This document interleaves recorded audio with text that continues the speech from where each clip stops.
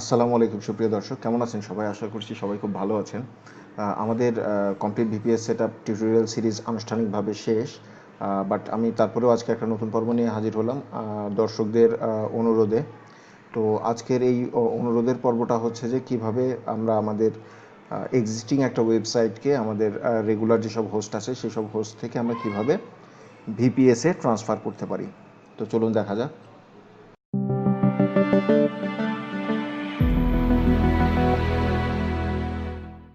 তো প্রিয় দর্শক, একটা এক্সিস্টিং ওয়েবসাইটকে আসলে মাইগ্রেট করার জন্য হোস্ট ট্রান্সফার, এখানে আসলে দুইটা বিষয়, একটা হচ্ছে হোস্ট ট্রান্সফার আর একটা হচ্ছে ডোমাইন ট্রান্সফার। তার মানে আপনার এক্সিস্টিং কোনো ডোমাইনকে আপনি চেঞ্জ করে অন্য একটা ডোমাইনে নিতে চাচ্ছেন। আমি আসলে সেই বিষয়ে আজকে যেতে চাচ্ছি না। তো আজকে যেটা দেখাবো যে কীভাবে আপনি আপনার ওয়েবসাইট একটা সার্ভার থেকে আর একটা সার্ভারে ট্রান্সফার করতে পারেন।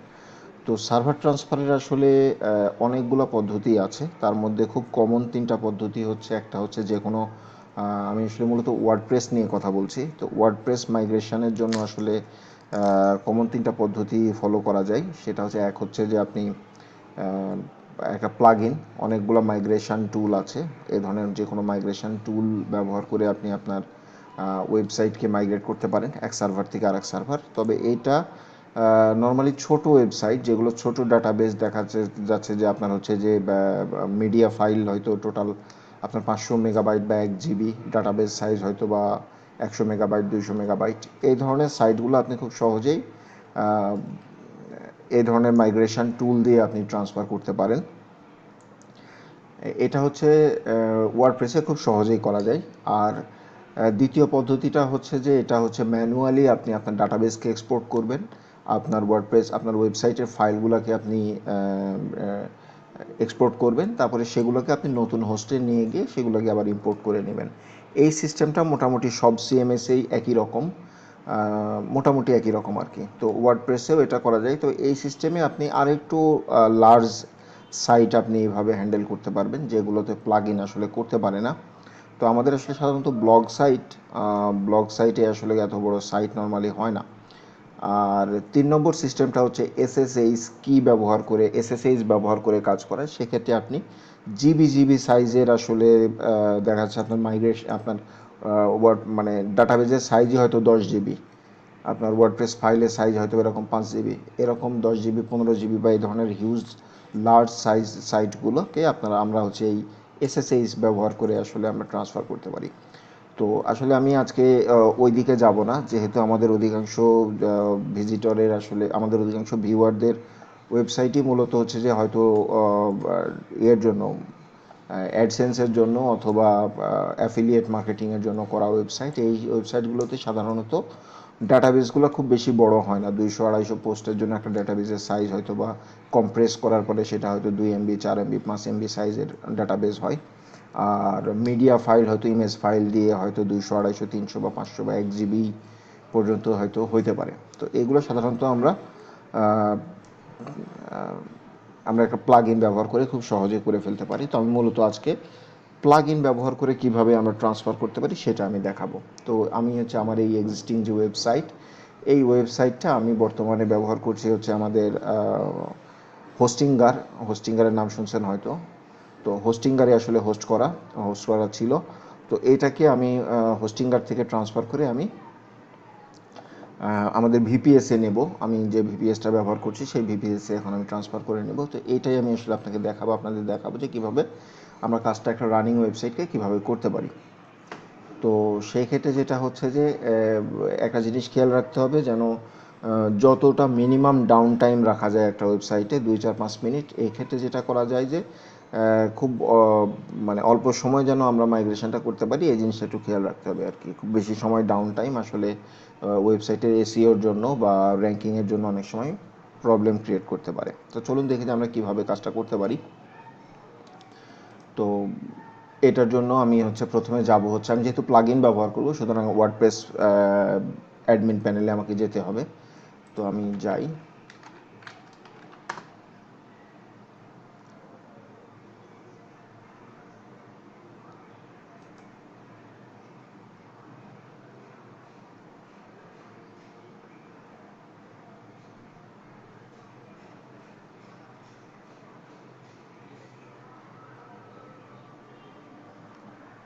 আমি ওয়ার্ডপ্রেস অ্যাডমিন প্যানেলে চলে আসছি। তো আসলে মাইগ্রেশনের জন্য আপনি অনেক ধরনের ওয়েবসাইট, অনেকগুলো প্লাগইন আছে। আমি আসলে শুধুমাত্র ডুপ্লিকেটর নামে একটা প্লাগইন আছে, এটাই ব্যবহার করি। আরও অনেক ধরনের ট্রান্সফারের জন্য আছে। আমি একটা প্লাগইন, যেটা হচ্ছে ডুপ্লিকেটর নাম। এই ডুপ্লিকেটর দিয়ে খুব সহজেই ট্রান্সফার করা যায়। এটা হচ্ছে ডুপ্লিকেটর। ডুপ্লিকেটর দিয়ে আপনি যদি সার্চ দেন তাহলে পেয়ে যাবেন ডুপ্লিকেটরের মতোই আরও অনেকগুলা প্লাগইন আছে, যেমন এই যে ডব্লিউপি স্টেজিং, এটা একটা ওয়েবসাইট আছে। আরও একটা খুব পরিচিত একটা মাইগ্রেশন ওয়েবসাইট আছে, বাট সেটার নামটা আমি আসলে এখন মনে করতে পারছি না। তো আমি ডুপ্লিকেটর দিয়ে কীভাবে করি সেটা দেখাই। তাহলে ডুপ্লিকেটর আমি এখানে ইনস্টল করে নিই।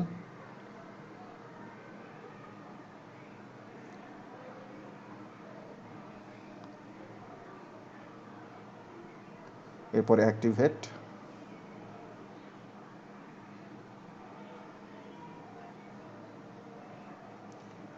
আমার যেহেতু ক্যাশিং প্লাগইন ইনস্টল আছে, তাহলে এটা আমি ক্যাশটা ক্লিয়ার করে নিই।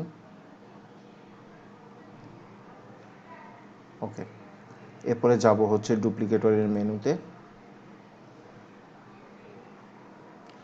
ডুপ্লিকেটরে গিয়ে কোনো কিছু করতে পারেন, শুধু ক্রিয়েট নিউ করলে আপনার ওয়েবসাইটকে স্ক্যান করে সে দেখাবে যে এটা কতটুকু সাইজ হবে। তো দেখা যাচ্ছে আমার ফাইল হচ্ছে 139 মেগাবাইট, আর আমার ডাটাবেজের সাইজ মাত্র 8.72 মেগাবাইট। তো সব কিছুই ঠিক আছে, দেখেন যে সব কিছুই গুড। তো এই দুইটাতে যদি গুড নাও দেখায় সমস্যা নাই, বাট অনেক বড় সাইট হলে দেখা যাবে এখানে একটা ওয়ার্নিং দেবে যে এগুলো হচ্ছে যে বড়, বাট আপনি চাইলে সেটা কন্টিনিউ করতে পারবেন। সেক্ষেত্রে ডুপ্লিকেটরের আসলে কোনো মানে প্রবলেম নাই। সেক্ষেত্রে বড় সাইট হলে ডুপ্লিকেটরের হয়তো সেটা মাইগ্রেট করতে, মানে ফাইল রেডি করতে অনেক বেশি সময় লাগে। এখানে আরও কিছু টেকনিক্যাল বিষয় আছে। সেই টেকনিক্যাল বিষয়টার উপর নির্ভর করে যে আপনার ডাটাবেসটা কত দ্রুত সেটা মাইগ্রেট হবে, মানে ডাটাবেসটা কত দ্রুত ডাউনলোড করতে পারেন। আপনারা জানেন যে ডাটাবেসের একটা কমন একটা মাইএসকিউএলের একটা কমান্ড আছে, সেটা হচ্ছে যে মাইএসকিউএল ডাম্প। তো যেসব হোস্ট মাইএসকিউএল ডাম্প সাপোর্ট করে তাদের ক্ষেত্রে ডুপ্লিকেটর খুব দ্রুত কাজ করতে পারে। মানে 500 মেগাবাইট, 1000 মেগাবাইটের বেসকেও সে খুব দ্রুত এই ধরনের কম্প্রেস করে ফেলতে পারে।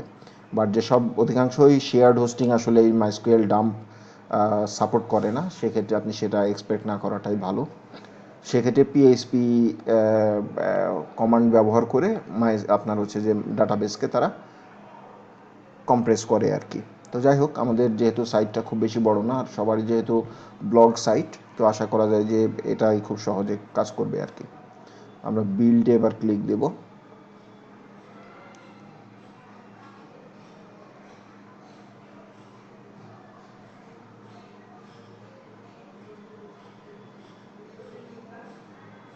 আচ্ছা, এখানে একটা আমাদের দিয়েছে যে this server can not complete the build due to host set up constrain.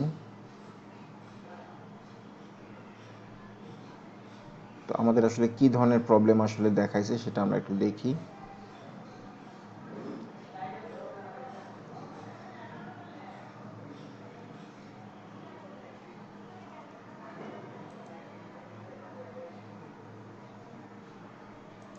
Allowed run time 2 second, PHP max execution 300, এটা ঠিক আছে।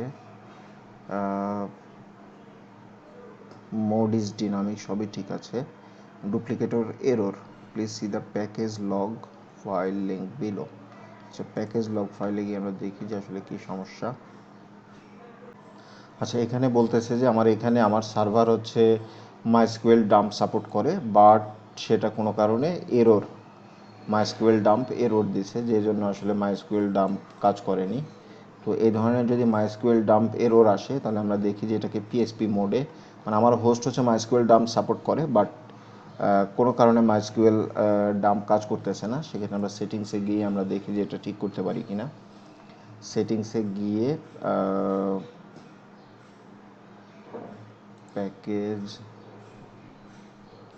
প্যাকেজে গিয়ে যে এসকিউএল স্ক্রিপ্ট আছে হচ্ছে মাইস্কিউএল ডাম্প। তো এই মাইস্কিউএল ডাম্প না ইউজ করে আমরা পিএসপি কোড এখানে সিলেক্ট করি। পিএসপি কোড আর কিছুই করব না, করে আমরা আবার সেভ সেটিংস দিই। এবার আমরা আর একবার ট্রাই করি, প্যাকেজে যাই, আগের প্যাকেজটা আমরা ডিলিট করে দিই।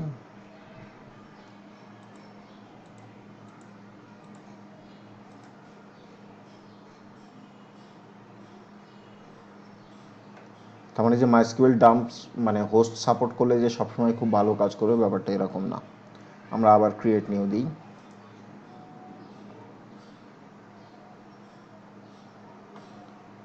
নেক্সট,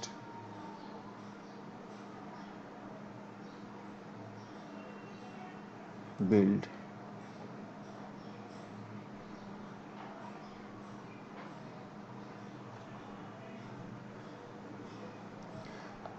কিছুটা সময় নেবে বিল্ড করার জন্য। এই যে বিল্ড কমপ্লিট। তো এখন হচ্ছে যে আমাদের ওয়েবসাইটের আর্কাইভ রেডি। তবে আপনাদের জন্য আরও একটা এক্সপিরিয়েন্স এটার ব্যাপারে শেয়ার করি, সেটা হচ্ছে আপনারা যদি ওয়েবসাইটে অলরেডি কেউ ক্লাউডফ্লেয়ার ইউজ করেন, তো ক্লাউডফ্লেয়ার ইউজ করলে আপনারা আর একটা এরর পেতে পারেন। তো ক্লাউডফ্লেয়ারের এররটা হচ্ছে কেমন, ক্লাউডফ্লেয়ারের আসলে পিএইচপি রান টাইম বা PHP max execution time by default হচ্ছে 100 সেকেন্ড। তো আপনার ওয়েবসাইট যদি একটু বড় হয় এবং যদি সেটার জন্য যদি 100 সেকেন্ডের যদি বেশি সময় লাগে, সেই ক্ষেত্রে যেটা হতে পারে যে এখানে আপনার একটা এরর আসতে পারে, আপনার সার্ভার রেসপন্স করতেছে না, এই ধরনের একটা এরর আসতে পারে হচ্ছে ক্লাউডফ্লেয়ার থেকে। সেক্ষেত্রে কোনো সমস্যা নাই, আপনি আবার ওয়েবসাইট আবার হচ্ছে যে ড্যাশবোর্ডে যাবেন, মানে আপনার যে ডব্লিউপি অ্যাডমিনে লগ ইন করার যে লিঙ্ক সেখানে যাবেন, গিয়ে আবার হচ্ছে প্যাকেজে গিয়ে যাবেন, গেলে দেখবেন যে ওখানে প্যাকেজ আবার হচ্ছে অটোমেটিক ব্যাকগ্রাউন্ডে বিল্ড হচ্ছে। কারণ যদিও ওই জায়গায় এরর আসছে বাট এটা বিল্ড রানিং আছে। তো যদি এরপরেও যদি সমস্যা থেকে থাকে তাহলে আপনারা যেটা করতে পারেন, ক্লাউডফ্লেয়ার সাময়িকভাবে ডিসেবল করতে পারেন আপনার ওয়েবসাইটে, বাট সেটা প্রয়োজন নেই। আমার এই যে প্রসেস টাইম দেখেন 27 সেকেন্ডে হয়ে গেছে, জন্য আমি কোনো এরর পাইনি। যদি 100 আমার ওয়েবসাইটে ক্লাউডফ্লেয়ার আছে, তো যদি 100 সেকেন্ডের বেশি সময় হতো তাহলে এই এররটা আসতো, বাট সেটা আসলে কোনো সমস্যা না। আপনি ওয়েট করলে দেখবেন যে এখানে আপনার এই ধরনের এটা কমপ্লিট হয়ে যাবে। তো কমপ্লিট হয়ে গেলে আপনি চাইলে এখানে ওয়ান ক্লিক ডাউনলোড দিয়ে এখান থেকে ডাউনলোড করতে পারেন। এখান থেকে ক্লিক দিলে আপনার ফাইলটা ডাউনলোড শুরু হয়ে যাবে। বাট যাদের জন্য এরর আসবে তাদের আসলে কীভাবে করতে হবে সেটা আমি দেখাই, কারণ এখানে ক্লিক দিলে এটা ডাউনলোড হয়ে যাবে, এখানে কোনো ঝামেলা নেই। তো এখানে আমরা প্যাকেজেসে আবার যাই। আপনাদের মূলত যাদের এরর আসবে তাদের দেখাবে ঠিক এইভাবে, যে এখানে কমপ্লিট হয়ে গেছে, কমপ্লিট হয়ে গেলে এইভাবে আসবে। তো তখন আপনার কমপ্লিট, আর যাদের এরর মানে রানিং আছে তখন এখানে দেখবেন যে একটা গিয়ার আইকন এখানে রানিং চলতে থাকবে আর কি। তো এটা কমপ্লিট। তাহলে আমরা এটা করতে পারি কি, এখান থেকে আমরা আর্কাইভ এবং ইনস্টলার এই দুটাকে আমরা আলাদা আলাদা করে ডাউনলোড করে নিতে পারি। তো আমরা এখান থেকে এখানে ইনস্টলারটাকে ডাউনলোড করি, ডাউনলোড হলো, আর হচ্ছে আর্কাইভ।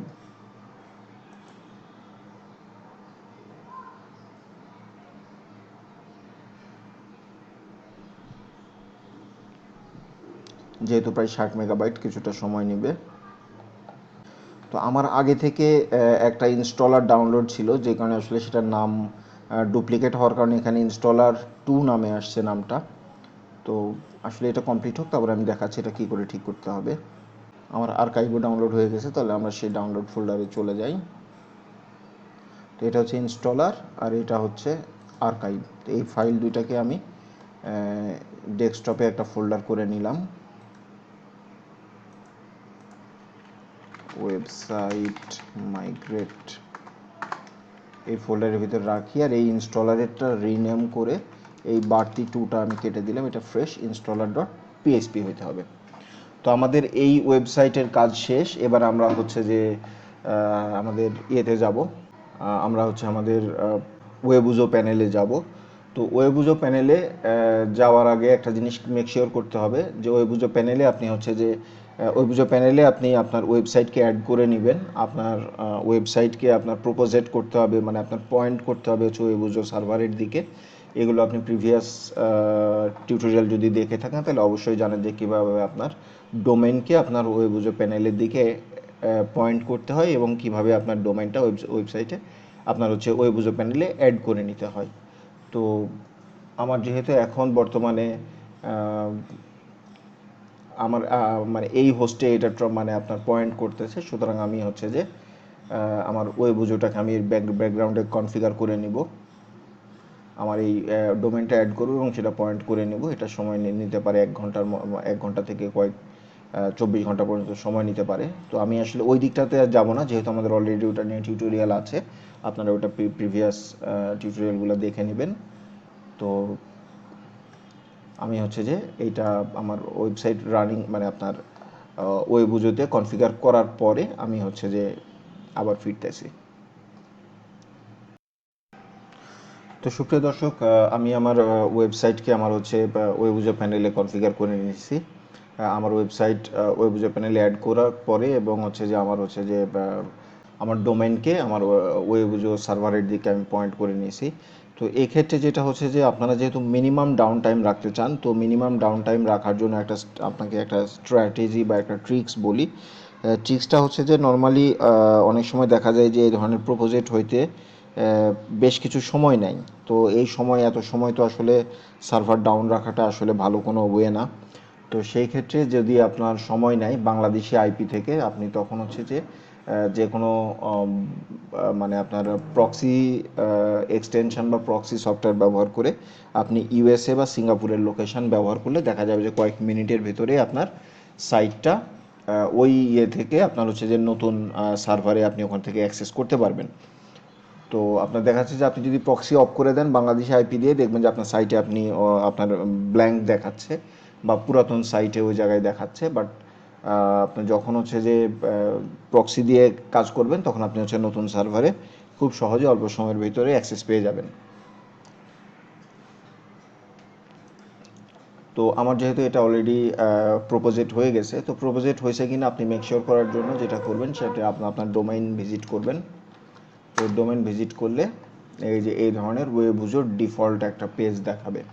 তো এইভাবে এটা যদি দেখায় তার মানে হচ্ছে যে আপনার সাইটটা সুন্দরভাবে প্রপোজেট হয়ে গেছে। তো চলেন এখন আমরা প্রথম কাজ হবে হচ্ছে একটা ডাটাবেস ক্রিয়েট করা। আপনি যে কোনো ডাটাবেস নামে যে কোনো নামে ক্রিয়েট করতে পারবেন, যে কোনো পাসওয়ার্ডই আপনি দিতে পারবেন, কোনো সমস্যা নেই। তাহলে আপনি হচ্ছে অ্যাড ডাটাবেস করবেন। এখানে আসলে একটু কয়েকটা স্টেপ আছে। প্রথমে একটা ডাটাবেস ক্রিয়েট করবেন। তো আপনি আপনার ডাটাবেস ক্রিয়েট করতে পারেন আপনার নর্মালি ওয়েবসাইটের নামের সাথে সম্পৃক্ত একটা নাম দিতে পারেন।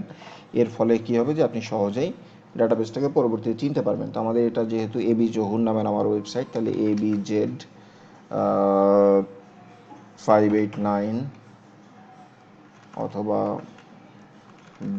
WP ABZ589 এই ধরনের একটা ডাটাবেস আমি নাম দিলাম। আপনি যে কোনো একটা নাম দিতে পারেন। সেক্ষেত্রে এটা ক্রিয়েট করব আমরা। এটা একটা ব্ল্যাঙ্ক ডাটাবেস হয়ে গেল। আর আরও একটা জিনিস করতে হবে যে ডাটাবেসের ইউজার ক্রিয়েট করতে হবে। তো আমরা ডাটাবেস যে নামে আমরা এখানে ক্রিয়েট করলাম, আমাদের ডাটাবেসের নাম দিলাম হচ্ছে WP ABZ589। এই নামে দেখেন এটা সাইজ হচ্ছে 0 মেগাবাইট।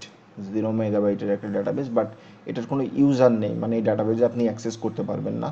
তো অ্যাক্সেস করতে হলে আপনাকে কী করতে হবে, একটা ডাটাবেস ইউজার ক্রিয়েট করতে হবে। তো নিউ ইউজার, আমি ওই নামে একটা ডাটাবেস ইউজার ক্রিয়েট করলাম। পাসওয়ার্ড আপনি র্যান্ডম পাসওয়ার্ড জেনারেটর।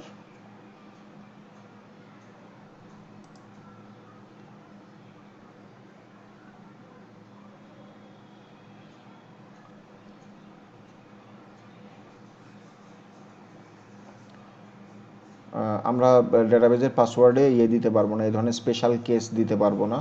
শুধুমাত্র আমরা এই যে ধরনের কোনো স্পেশাল কিছু দিতে পারবো না, নাম্বার এবং নাম। আর এটার সংখ্যা 8 বা 10 12 এই ধরনের একটা সংখ্যা, জেনারেট পাসওয়ার্ড। আমরা এটার সাথে এটাকে আমরা আমাদের ডাটাবেসের পাসওয়ার্ড হিসাবে নিলাম।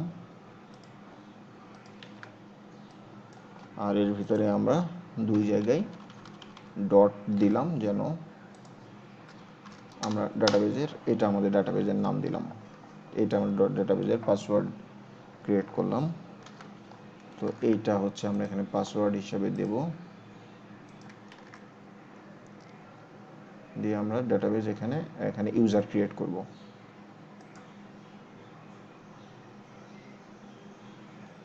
এখানে ইউজার ক্রিয়েট হওয়ার পরে আমরা এখান থেকে এই ডাটাবেসকে ইউজারের সাথে অ্যাসাইন করতে হবে, ইউজারকে ডাটাবেসের সাথে অ্যাসাইন করতে হবে। তাই আমাদের ডাটাবেসের নাম হচ্ছে WP-ABZ589, আর আমাদের ইউজার নেমও একই WP-ABZ589 দিয়ে আমি এখানে অ্যাড করে দিব। দিয়ে এখানে কী কী প্রিভিলেজ দিতে চান, এখানে আমরা আমাদের ডাটাবেজে আসলে যেহেতু ওয়ার্ডপ্রেসের অ্যাডমিন হিসাবে কাজ করবে, সুতরাং এটা আমাদের সব প্রিভিলেজ দিতে হবে এই ডাটাবেজ ইউজারকে। দিয়ে আমরা এখানে সাবমিট চেঞ্জ করে দেব। দিয়ে আমরা এটা কেটে দিলাম। দিয়ে এখন আমরা ডাটাবেজে যদি যাই, তাহলে আমরা এখানে দেখতে পাবো যে আমাদের ডাটাবেজের সাথে আমাদের ইউজারটা অ্যাসাইন হয়ে গেছে। পাসওয়ার্ডটা ওয়ার্ডপ্রেস সেট আপ কমপ্লিট না হওয়া পর্যন্ত আপনি এভাবে রাখবেন, এটা কাটবেন না। আর এখন এই ডাটাবেসের সাইজ হচ্ছে 0 মেগাবাইট। তো এর পরের কাজ হচ্ছে যে আমরা যে আমাদের যে ইনস্টলার ফাইল, এই ইনস্টলার ফাইলটাকে আমাদের সাইটে আপলোড করব, মানে আমাদের নতুন ডাটাবেস হোস্টে যে আমাদের যে ফোল্ডারটা ক্রিয়েট হয়েছে সেই ফোল্ডারে আমরা এটা আপলোড করব। তো এই ফোল্ডারটা আপলোড করার জন্য আমরা এখানে ফাইল ম্যানেজারে যাব। ফাইল ম্যানেজার, অনেক সময় দেখা যাচ্ছে আপনি ফাইল ম্যানেজারে অ্যাক্সেস নিতে পারবেন না, আপনার কমন যে আইডি এবং পাসওয়ার্ড আছে ওয়েব ইউজার প্যানেলে, সেটা দিয়ে অনেক সময় এটা অ্যাক্সেস নেওয়া যায় না প্রথমবার। সেক্ষেত্রে যেটা করতে হয়, সেক্ষেত্রে হচ্ছে যে আপনার পাসওয়ার্ডটা চেঞ্জ করে নিতে হয় একবার। আপনি যে কোনো সময় ভুলে গেলে আপনি পাসওয়ার্ড চেঞ্জ করে দেবেন, সেটা চেঞ্জ পাসওয়ার্ডে গিয়ে আপনার এটা হচ্ছে ফাইল ম্যানেজার, এখানে অ্যাডমিন আপনার ইউজার নেম, এখানে যে কোনো আপনি পাসওয়ার্ড একটা কঠিন পাসওয়ার্ড সেট করে নিতে পারেন। এরপর পরে আর আপনার সেই পাসওয়ার্ড দিয়ে আপনার আর অ্যাক্সেস করতে কোনো সমস্যা হবে না। এখানে আমি ফাইল ম্যানেজারে যাব। ফাইল ম্যানেজারে গিয়ে আমার আইডিতে আমি লগ ইন করি। এখানে পাবলিক HTML বা www যে কোনো একটা সিলেক্ট করলেই হবে। এখানে পাবলিক HTML এ গিয়ে আমি হচ্ছে যে আমার যে নামের যে ডোমেইন, সেই ডোমেইনের এখানে আমি ক্লিক দিব। ক্লিক দিলে দেখা যাবে যে আমার এই ফোল্ডারটা ফাঁকা হয়ে আছে। তো ফাঁকা হয়ে থাকলে এখন আমরা কি করব, যে এখানে ফাইলটা আপলোড করব। তো ফাইলটা আপলোড করতে হলে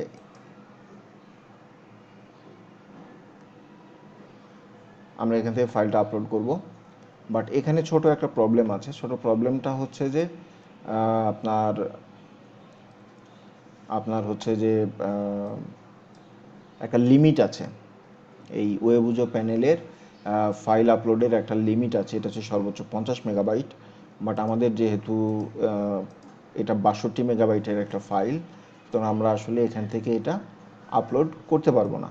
সেই ক্ষেত্রে যেটা করা যেতে পারে, এটা অন্য কোনো কোথাও আপলোড করে সেখান থেকে ট্রান্সফার ফ্রম অ্যানাদার সার্ভার, ওই লিঙ্কটা এখানে দিয়ে ওকে করলে এখানে চলে আসবে। আর আরেকটা সহজ হচ্ছে ওয়ে আছে, সেটা হচ্ছে যে আমাদের একটা FTP ক্লায়েন্ট ব্যবহার করা। FTP ক্লায়েন্ট ব্যবহার করে খুব সহজেই আমরা কয়েক জিবি ফাইলও আমরা আমাদের সার্ভারে আপলোড করতে পারি কোনো লিমিটেশন ছাড়াই। তো যেহেতু আমাদের এখানে এটা দিয়ে কাজ হচ্ছে না, 62 মেগাবাইট আর এটা 50 মেগাবাইট, তাহলে চলেন আমি দেখাই যে কীভাবে আমরা আমাদের FTP ক্লায়েন্ট দিয়ে আমরা অ্যাক্সেস করতে পারি। তো FTP ক্লায়েন্ট দিয়ে অ্যাক্সেস করার জন্য আমাদের হচ্ছে যে, আপনি জানেন যে FTPর জন্য আমরা ফাইলজিলা ব্যবহার করি। তো ফাইলজিলাতে আপনি জানেন যে ফাইলজিলা কীভাবে ব্যবহার করতে হয়। আপনি এটা একদম প্রথম পর্ব যদি দেখেন, তাহলে প্রথম পর্ব দেখলে আপনি জানতে পারবেন যে আমরা কীভাবে ব্যবহার করতে পারবো। তো এই ক্ষেত্রে আমাদের এই সার্ভারের আইপিটা দিতে হবে।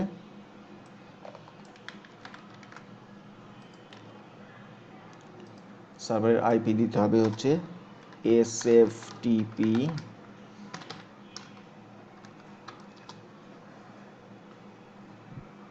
SFTPর পরে :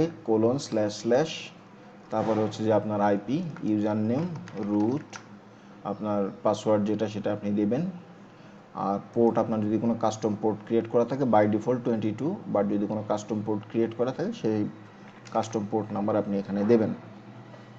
আমি পাসওয়ার্ডটা দিচ্ছি।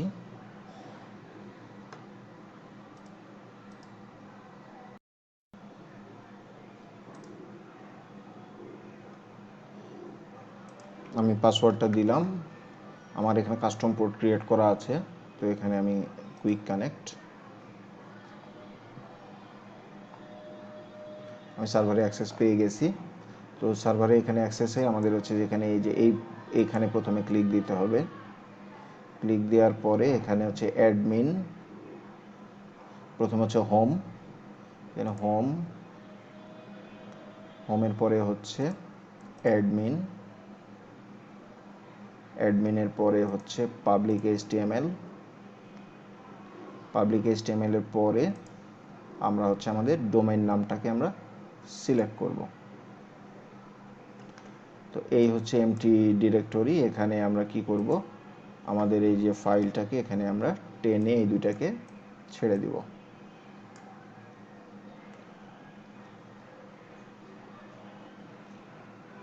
ছেড়ে দিলেই কিছু সময়ের ভিতরেই পুরো সাইটটা ওখানে আপলোড হয়ে যাবে।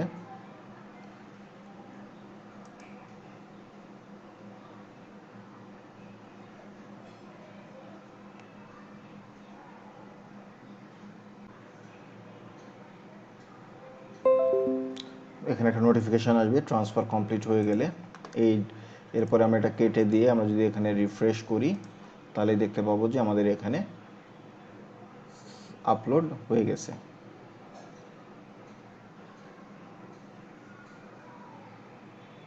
তো আপলোড হওয়ার পরে এখানে আরও একটা ছোট প্রবলেম আপনারা ফেস করতে পারেন, সেটা হচ্ছে যে ওনার নিয়ে একটা প্রবলেম।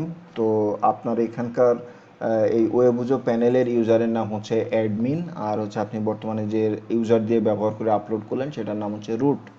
তো এই দুইটার জন্য একটা পারমিশনের সমস্যা হইতে পারে। তো পারমিশনের সমস্যাটা আমরা সলভ করার জন্য এই দুইটা ফাইলেরই আমরা চেঞ্জ সিমড রাইট আমরা এখানে সব আমরা ইনেবল করে দেব আপাতত।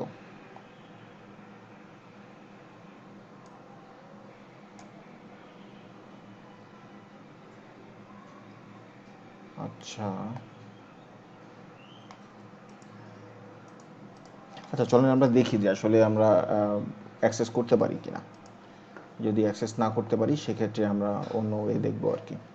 তো এখন আমাদের হচ্ছে যে কিভাবে আমরা সাইটে এটা এক্সট্র্যাক্ট করব, সেটার জন্য আমরা আমাদের ওয়েবসাইট /installer.php আমরা ক্লিক দিব।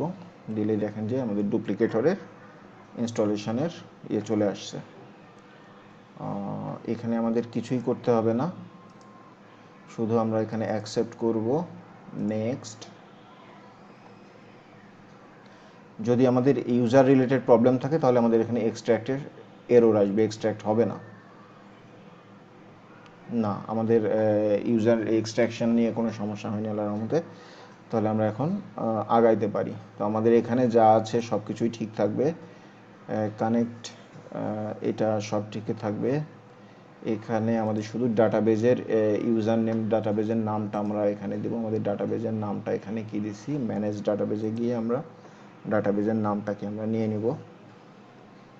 আমাদের ডাটাবেজের নাম হচ্ছে WPABZ589, ডাটাবেজের নাম হচ্ছে এইটা, ইউজার নেমও হচ্ছে এইটা, আর পাসওয়ার্ডটা হবে হচ্ছে আমাদের এইটা দিয়ে আমরা এখানে টেস্ট ডাটাবেজ। এটা অবশ্যই খেয়াল রাখবেন যে এটা connect and remove all data, local host, আমাদের যে ডাটাবেজ এখানে ক্রিয়েট করছি সেই ডাটাবেজের নাম, সেই ইউজার নেম, আর যে পাসওয়ার্ডটা সেই ইউজারে আপনি অ্যাসাইন করছেন সেটা দিয়ে আপনি টেস্ট ডাটাবেজ দিলে দেখা যায় যদি আপনার ডাটাবেজ সব কিছু ওকে থাকে তাহলে পাস এবং গুড এই ধরনের গ্রিন সিগন্যাল চলে আসবে। তো এরপরে আমরা এখানে যাব হচ্ছে নেক্সট, ওকে কেটে দিব।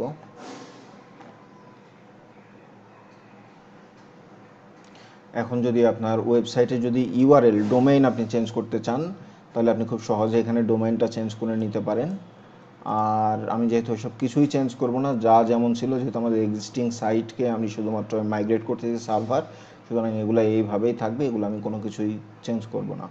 গিয়ে আমি শুধু নেক্সট,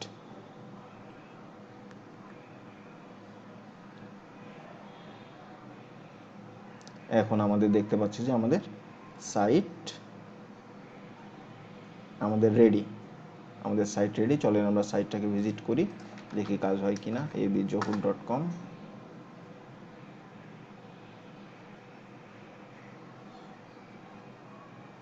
যেহেতু আমার আগে লগ ইন করা ছিল, সুতরাং সেই হিসাবে এখানে আমাকে একদম অ্যাডমিন লগ ইনে আমি সরাসরি অ্যাক্সেস পেয়ে গেছি। তার মানে আমার সাইট পারফেক্টলি কাজ করতেছে। এখান থেকে আমি আবার দেখি অ্যাডমিন প্যানেলে লগ ইন করি। আমার আগে যে আইডি পাসওয়ার্ড ছিল সব কিছু সেমই থাকবে।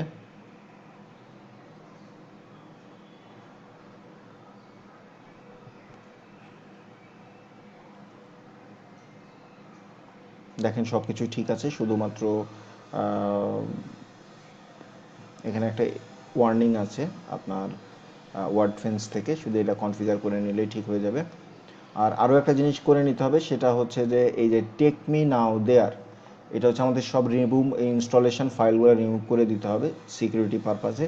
সুতরাং আমরা যদি এখন আমাদের এই ওয়েবসাইটকে রিফ্রেশ দিই, তাহলে আমরা দেখব যে আমাদের সব সাইটগুলোর সব ফাইলগুলোর পাশাপাশি এই যে আগের যে ইনস্টলার এটা রয়ে গেছে। তো যে কোনো সময় যে কেউ এই ধরনের জিনিসে অ্যাক্সেস নিয়ে ক্ষতি করতে পারে। সেক্ষেত্রে আমরা যেটা করব, এখান থেকে যে টেক মি দেয়ার নাও এটা সিলেক্ট করব। সিলেক্ট করলে সাকসেসফুলি মাইগ্রেশন হয়ে গেছে। এখন বলতেছে যে রিমুভ ইনস্টলেশন ফাইল নাও, optionally remove duplicated WordPress all. আচ্ছা, আমরা এখান থেকে